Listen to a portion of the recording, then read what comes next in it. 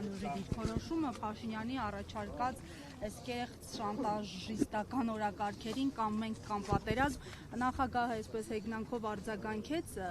ընդդեմ Փաշինյանի, ամեն դեպքում ձեր դիրքորոշումը որն է, ինչ օբյեկտիվ այսպես մտավախություններ ունեն իշխանությունները ձեզ։ Նախագահը նաև որքանով ես ականջից այրով լսեցի, ասաց, որ ձեր բոլոր սկզբունքային հարցերի պատասխաններին կանդրադառնա համագումարյան գալիք իր ելույթում, ուստի հիմա շատ փակագծեր բացելու անհրաժեշտություն չկա նաև իմ կողմից։ Ինչ վերաբերում է ընթացիկ քաղաքական զարգացումներին, հանրապետականը մշտապես ցանկացած առիթով իր տեսակետը հայտնել է իր հարցազրույցներում, գրառումներում, հոդվածներում, նաև վերջին շահարկումների հետ կապված։ Ինձ համար ակնհայտ է, որ Նիկոլ Փաշինյանը պարտվում է մենամարտը ՀՀ քաղաքացիների հետ։ Այն բոլոր տեսարանները, որոնք մենք տեսնում ենք, այսպես ասած, աղմախ ավտոբուսի շրջանառության ժամանակ, վկայում են մեկ բանի մասին, որ այն ինչ որ սարքած չի, վատ է Նիկոլի համար։ Իսկ սարքած չի լիքը բան, եւ չեն կարող ամենից սարքեն։ Եթե իմի բերեմ, մենամարտը ՀՀ քաղաքացու հետ Նիկոլը պարտվում է։ Սա չի նշանակում, որ նա պարտվել է ընտրությունների անպայման եւ մեր առաջարկը քաղաքական ուժի մեջ է, որ առանց փողոցային պայքարի, իմպիչմենտի առիթով նախաձեռնված փողոցային ճնշման, իդեպ նախ ընտրական եւ հետընտրական փուլերում որևէ հանգստության, ընդդիմության ընդհանուր հաղթանակի հետ կապված որևէ ինքնահանգստության փորձ ես կհամարեմ հանցավորություն, նաիվություն եւ նաիվության հանցավորության աստիճանի միամտություն։ Նկատի ունեք պարտվում է քաղաքացու հետ այսպես Ինքը պարտվում է ՀՀ քաղաքացուն, այն քաղաքացուն, որը սարքած չի, մեծամասնության, այսինքն հայասարակության, ցանկացած երկխոսության մեջ։ Դուք տեսեք մետրոյում աղմուկ հանած դեպքը ինչի մասին էր, այն մասին էր, որ Հայաստանում կան մարդիկ, որոնք չեն վախենում խոսել։ Եվ որքան էլ Նիկոլը փորձում է վախի մթնոլորտ սերմանել, որքան էլ իր սպասարկուները ասում են, գիտեք, դա ժողովրդավարություն է, այդտենց ամենամեծ ժողովրդացիությունը մեր ժամանակ էր, ես կրթության նախարար էի, Բաղրամյանը ինչ ասաց, ինչ չէին գոռում։ Դրանից ավելի բարձր ժողովրդավարություն, вы պատկերացնեք Նիկոլին ինչեր են գոռալու տեղի մի գեղեցիկ օր։ Եվ նաև Արցախի հետ կապված ըստ էության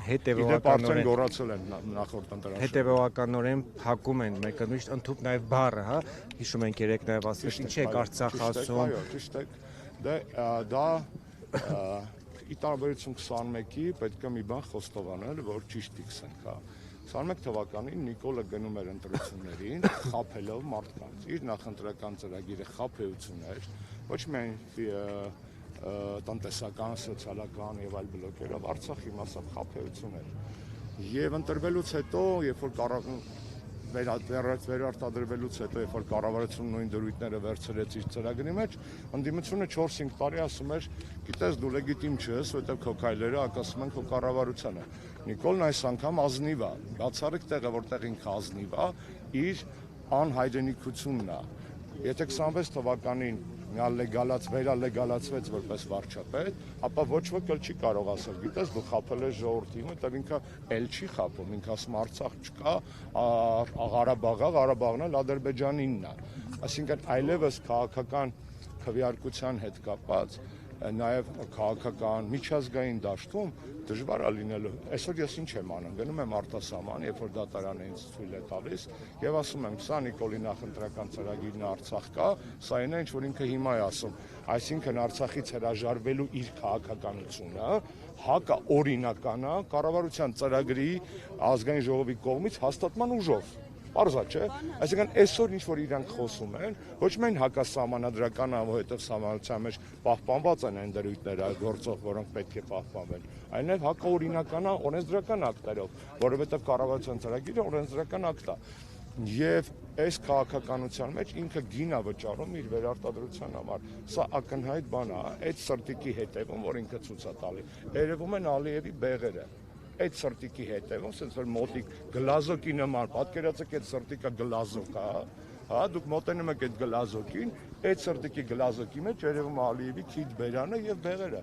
Այդ սրտիկը կազմված է Ալիևի ձեռքերով Եվ տակը բնականաբար որևէ խաղաղության մասին խոսք լինել չի կարող, եթե Նիկոլը ինքն է ասում, որ խոսքը խաղաղության մասին չի, խոսքը այն մասին է, որ ես շանտաժ եմ անում հայ ժողովրդին։ Բայց մենք ապրում ենք հիմա մի իրողության պայմաններում, երբ նրանք ասում են մի բան, հետո ասում են սխալվել են, հետո սկսում են ներողություն խնդրել։ Նույն Ալեն Սիմոնյանը ձեր իշխանության օրոք ակնան, որը այդ մեր իշխանության չէ, արդեն իրանց իշխանության։ 17 նկար էր հրապարակում, որ իր հայրենիքն է, Աղդամն իր հայրենիքն է, հիմա ասում է սխալվել են, երբեք իմը չի եղել, Ղարաբաղը Ադրբեջան է եղել, բայց այնտեղ որտեղ իրենք չկա։ Քաղաքական քարոզչական դաշտում կա անդիմությունն էլ շատ են փառքասու այսօր, թող գնան բոլորը մեր չափ դա ասեն, հա։ Եվ մեր նման դա ասեն, որ տեղ հասնեն։ Խնդիրը շատ պարզ է։ Այնտեղ որտեղ իրանք չպետք է ներողություն խնդրեն, օրինակ նման նկարների եւ դիրքորոշման համար իրանք ներողություն են խնդրում, բայց մեզանից են խնդրում, չէ։ Այդ ներողության հասցեատերը պատճի, որ Հիկմետ Հաջիևն է օրինակ, կամ Ալիևն է, կամ Այստեղ որտեղ պետք է ներողություն խնդրեն ու ռադները քաշեն, դա չեն անում, որովհետև Նիկոլ Փաշինյանի տեղեկատվական բանը ֆիքսել եք, չէ, բոլորը, ինքը անընդմեջ կոնտենտ է արտադրում, անընդմեջ լցում է իրանով դաշտը, կապ չունի ինչ անելու, քիթակորելու, պորտնա մաքրելու, չգիտեմ, բան ուտելու, կապ չունի ինչ անելու, ու մենք բոլորով պետք է մի բան հասկանանք, օրինակ, ես շատ ազնիվ ու անաչառ բան ասեմ ձեզ, ընդդիմությունը, երբ որ ամբողջ քաղաքական դիսկուրսը վերածում է կարտոշկի, այդտեղ ինքը կրած է Նիկոլը, որովհետև կարտոշկի մեջ ինքը մասնագետ է։ Բայց երբ որ ընդդիմությունը օրինակ քաղաքական խոսույթի մաս դարձնի, 15 օրվա բան եմ, օրակարգ եմ ձեզ ասում, հրապարակվել է 4 միջազգային զեկույց, որով Հայաստանում ժողովրդավարության վիճակը իր բոլոր բաղադրիչներով կամ հետընթաց է, կամ ճահճացում է։ Դրա օրակարգի մաս բացի մեզանից, որ մենք դրանից խոսում ենք, լսել եք ինչ որ մեկը ասի։ Freedom House-ը գրում է, որ Հայաստանը մասամբ ազատ երկիր է, ստեղ կներեք ժողովրդավարության բաստիոնի, այսպես ասած, ուրվականն է շրջում։ Վիդեմ հեղինակավոր կառույցը գրում է, որ մարդու իրավունքներով հետընթաց կա եւ բազմաթիվ այլ խնդիրներ կան, չեն գրում։ Heritage Foundation-ը գրում է, որ Հայաստանում դատական համակարգը կախված է, դա միջազգային զեկույց է, ընդդիմությունը դա խոսույթի մաս եւ աշկը չի կողում դա, հասկանում ես։ Պետք չի Նիկոլի աշկը կողել կարտոշկեն։ Կներես, հասկացաք։ Նիկոլի աչքը պետք չի կարտոշկա եւ կուկուռուզ մտցնել, որովհետեւ իր աչքը այդ տեսակետից անհուն է, այդ մեշոկով կարտոշկա կտեղավոր այդ մեջը։ Բայց մտցնել փաստը, այն էլ իր կողմից ընդունված ժամանակին հեղինակությամբ ընկալվող այդ միջազգային զեկույցների պետք է։ Այսօր նոր գալուց բան եմ դες հրապարակել։ Եվրոպական խորհրդարանը, երբ որ Նիկոլը Ստրասբուրգում խոսում էր, կես ժամ հետո ընդունել է ԵՄ ընդլայնման հարցերով զեկույց։ Այնտեղ Հայաստան, որպես ԵՄ-ի հնարավոր անդամ չկա։ Վրաստանը կա։ Այսօր քարտեզը հրապարակել եմ, Եվրոպարլամենտի հրապարակած քարտեզն է։ Հայաստան այնտեղ չկա, Նիկոլին չելենջ եմ առաջարկել, ասել եմ, Նիկոլ, եթե Եվրոպական միության խորհրդարանի կողմից հրապարակված քարտեզի վրա, որպես ԵՄ թեկնածու պոտենցիալ երկիր գտնես Հայաստանը, ես քեզ նվիրում եմ 100 կիլոգրամ մակարոն, որ շարունակես, եթե կարող ես, կախել մեր միամիտ քաղաքացիների ականջների։ Գտի այդ Հայաստանը, ես քեզ 100 կիլո այն ամենաթանկը, որն այսօր բարիլլայա ինչ ասում են, չգիտեմ, նեբեզրազնից։ Այդտենց 100 կիլո ես քեզ մակարոն կնեմ։ Բարնաշյանը արդյոք որքանով են քաղաքագիտական, ապրես, բայց դու տեսար, ես չեմ ուզում ուրիշների գործը լավ ոչ է, բայց չելենջի հիմքում ընկած այն փաստը իմ չելենջի հիմքում։ Պոդքաստ են անում, անդրադառնում չեն։ Բայլակ ջան, հարգելիս,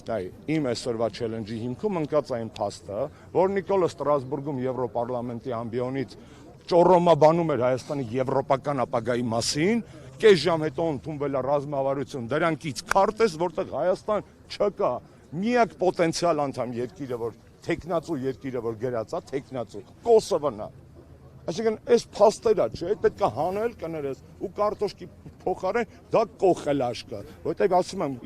Նիկոլի աչքի մեջ հազարատ կուկուռուզ կտեղավորվի, բայց սուտ քարտեզ, որտեղ ճիշտ քարտեզ իր սուտը բացայտող չի տեղավորվի, թող կռուտի տանի դա եթե կարա։ Հասկանացում եք, մենք խնդիր ունենք, քաղաքական օրակարգը չի կարելի վերածել ռեալիթի շոուի։ Մենք ապրում ենք այդ ռեալիթի շոուի ռեժիմում, ու ոնց որ դոմ դվա լինի, վայ, էսի նրան կծեց, էսի նրան պաչեց, էսի նրան գզեց, էսի նրան տվեց, էսի նրան չտվեց, էսի կերավ, էնի չկերավ, դե լավ էլի։ Սա է քաղաքական դիսկուրսը։ Պարոն Աշոտյան, Շնորհակալ եմ, մնացածը համագումարին։ Արցախի էջը չեն կարող փակել, իրանք չեն բացել։ Հա։ Ասում եք Արցախի հարցում ազնիվ է, միայն Արցախն է խնդիրը, իսկ Հայաստանի տարածքների մասով վտանգներ։ Ես մշտապես դեմ եմ եղել այդ տարանջատմանը, որովհետև Արցախի հարցը դա Արցախի մասին չէր միայն, դա Հայաստանի մասին է։ Երբ որ ասում ենք վայ Արցախը, այդ իրանց նարատիվն է, Արցախը տանք լավ ապրենք։ Միայն դա չի։ Դա ընդհանուր զիջողականության, դա ընդհանուր զիջողականության հարց է, որովհետև այն քարտեզը, որ ինքը դեղին գույնի դեպ չգիտեմ նկատեցիք, երեք ուրիշ բանել էի գրել։